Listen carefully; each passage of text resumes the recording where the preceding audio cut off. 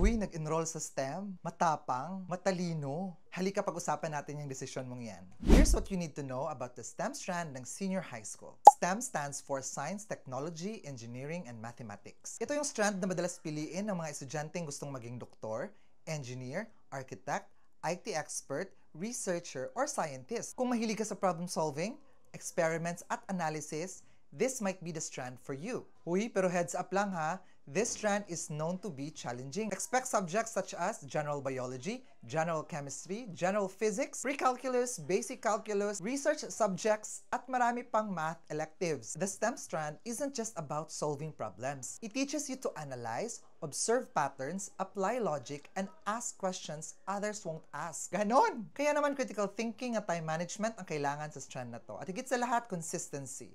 Consistency to learn complex scientific ideas and concepts. Maraming nag-enroll sa STEM dahil ang sabi pang matalino, ito yung top strand, pero paano kung sabihin ko sa'yo hindi totoo yan? Sa senior high school, walang mas mataas at mababang strand dahil yung iba't ibang strand, iba't iba din yung focus. Kaya you cannot compare one to another. Sir, tanong, paano kung mahina ako sa math and science tapos gustong mag-enroll sa STEM? Kakayanin ko kaya? Of course! Take it as a challenge to do better in math and science. Put extra effort, time, and more practice because math and science is the heart of the STEM strand. Kaya, good luck!